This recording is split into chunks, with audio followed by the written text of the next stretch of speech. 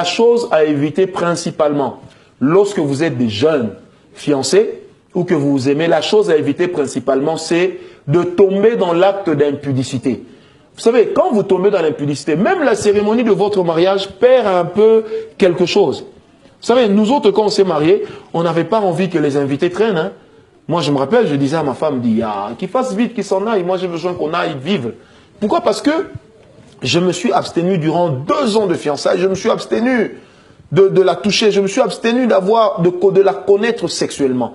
Et du coup, quand c'était la première nuit, la nuit devient la nuit de noces. Et c'est quoi une nuit de noces? C'est qu'on découvre son partenaire pour la première fois.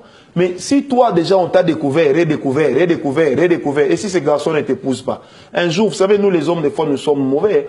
Il va raconter à ses amis, cette fille-là, j'ai mangé jusqu'à l'os, j'ai tout mangé. Et puis finalement, c'est la fille qui perd sa réputation.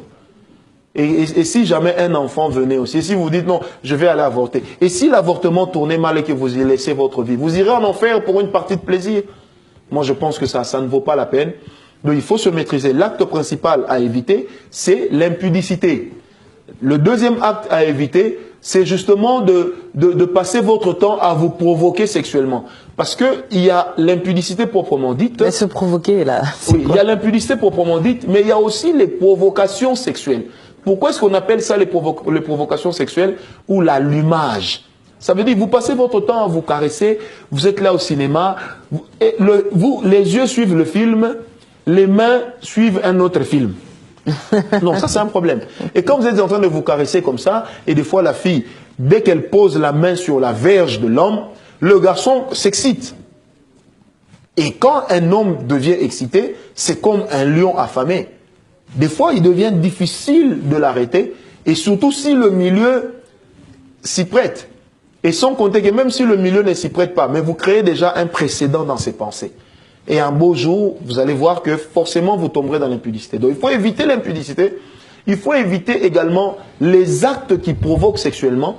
Il faut éviter les films qui provoquent sexuellement tels que la pornographie, qui d'ailleurs peut conduire à des possessions démoniaques. Mais il faut éviter également les causettes qui ne tournent qu'autour du sexe, autour du sexe, autour du sexe. Parce que la chose de laquelle vous parlez le plus, c'est la chose que vous êtes en train de créer. C'est une réalité que vous créez dans votre psyché. Et plus vous en parlez, c'est une réalité. N'oubliez jamais que l'homme a une mémoire visuelle très forte. Mais l'homme a également des pensées d'images qui sont fortes. Ça veut dire que quand vous dites à l'homme, « Ah, je me suis sali », dans sa tête, il se fait déjà la scène de quelqu'un qui s'est sali. Eh bien, il y a une chose aussi qu'il faut savoir, prophète, c'est qu'aujourd'hui, dans nos églises, nous avons beaucoup du côté des garçons et des jeunes filles aussi, ils se masturbent. Oui. Pourquoi? Parce que pour eux, étant donné qu'on vous dit abstinence, abstinence, abstinence, alors vaut mieux se faire plaisir soi-même, comme ça je pêche pas. Non, ma foi, la masturbation c'est un péché. Parce que celui qui se masturbe est en train de faire des rapports sexuels avec lui-même. Donc il est en train de commettre l'impudicité avec lui-même. Premièrement. Deuxièmement, les personnes qui se masturbent le savent. Quand tu te masturbes là, tu passes du savon là où tu sais, ou tu mets des histoires là où tu sais, ou des vibros là où tu sais. Mais la vérité c'est quoi? C'est que tu te fais toujours une image. Tes mains cessent d'être tes mains, ça devient une femme nue. En fait, tu commences à te faire des images. Or, ces images-là que tu te fais, ça peut ouvrir des portes à des femmes de nuit. Parce que les démons s'appellent d'abord des esprits errants. Ça veut dire des esprits qui n'ont pas de logis et qui sont en train de fouiller, cherchant quelle est la maison que je trouverai vide. Et il y a un démon d'impudicité qui passe par là. Aujourd'hui, la plupart des grands impudiques ont commencé par la masturbation. Donc, quand tu commences par la masturbation, l'impudicité n'est jamais loin. Abstenez-vous de la masturbation parce que la masturbation est un péché devant le Seigneur. Et celui qui pratique la masturbation est égal à celui qui tombe dans l'impudicité. Et dans le cadre des grands jeunes, nous avons eu des séances de délivrance, des prières pour des gens, même pour des chrétiens, s'il vous plaît, mais qui se sont retrouvés à cause de la masturbation, ils ont logé un esprit d'impudicité, ils ont logé un esprit de femme ou de mari de nuit. Et le problème, c'est que la chose que vous évitez aujourd'hui avec légèreté, demain peut vous causer des problèmes incroyables. Donc prenez ces problèmes-là très au sérieux, parce que je répète, la masturbation est un péché. La masturbation appelle un esprit d'impudicité. la masturbation peut entraîner un esprit de femme de nuit. J'insiste, la masturbation peut entraîner un esprit de femme de nuit. Et si aujourd'hui vous vous retrouvez prise au piège avec une femme de nuit, ou avec un mari de nuit, qu'est-ce que vous allez faire? Il vous faudra des fortes prières. Mais chez vous, ici en Occident, combien d'églises travaillent dans la délivrance? Dans combien d'églises les pasteurs ont encore le temps de travailler pour les fidèles jusqu'à leur délivrance? Et combien de fidèles sont patients pour laisser leur pasteur travailler jusqu'à ce que leur délivrance soit complète? On vous dira non, vous êtes sauvés, c'est fini, ces histoires-là sont fausses. Mais combien aujourd'hui des jeunes passent leur nuit, tous les matins, la culotte est mouillée, tous les matins, la fille a du mal à se lever parce qu'elle a l'impression de sortir du lit avec un homme, alors qu'elle dormait tout seule, mais parce qu'il y a eu un esprit de mari de nuit ou de femme de nuit qui est entré à partir de la masturbation. La masturbation est un péché que l'on commet d'abord envers soi-même et ensuite que l'on commet envers Dieu. Écoutez, donnez-nous en fait un notice pour aider ces jeunes. C'est que moi je vous demanderai, les jeunes, utilisez les mains pour écrire et pour toute autre chose, ne les utilisez pas pour vous masturber. Je dirais aux filles, utilisez tout ce que vous avez pour autre chose, ne les utilisez pas pour vous masturber. Le bonheur, le jour où vous entrerez dans le mariage, votre bonheur, ça sera de vous donner à l'homme qui soit le premier à vous découvrir. Et si vous avez déjà été découverte et que c'est aujourd'hui que vous découvrez ce genre de message, arrêtez immédiatement. Dieu a la possibilité, par sa grâce, de vous renouveler. Je ne dis pas que Dieu va vous rendre votre virginité. Ça, je ne le dis pas parce que l'expérience reste dans la tête. Mais simplement, Dieu va vous rendre quelque part une certaine innocence et Dieu va, et en fait de vous une nouvelle créature. Quand vous entrez dans le mariage, vous allez satisfaire votre mari ou vous, frère, vous allez satisfaire votre femme comme il faut. Donc, évitez à tout prix le sexe. Une autre chose aussi importante, c'est que quand on s'abstient des rapports sexuels et qu'on s'aime vraiment, ça nous pousse à nous organiser pour arriver à un mariage. Et c'est là que je rejoins l'apôtre Paul qui dit, si vous brûlez et que vous brûlez tellement, alors mariez-vous. Mais le fait de brûler ne doit pas être la raison principale pour laquelle on se marie. On se marie d'abord parce qu'on a des objectifs communs avec cette fille ou avec cet homme. On se marie parce que nous avons un idéal, nous avons des rêves que l'on voudrait voir réalisés. Nous avons une vision que l'on voudrait atteindre. La force d'un homme, ce n'est pas l'argent qu'il donne à la fille, mais c'est la vision avec laquelle il vient dans le couple. La force d'une femme, ce ne sont pas les enfants qu'elle va faire, mais c'est son apport dans la vision que cet homme a amenée. Donc la vie se construit du jour au jour, du jour au jour. Prenez le temps de préparer votre mariage. Certaines personnes ont tellement brûlé qu'elles se sont mariées sans même savoir où elles allaient dormir après.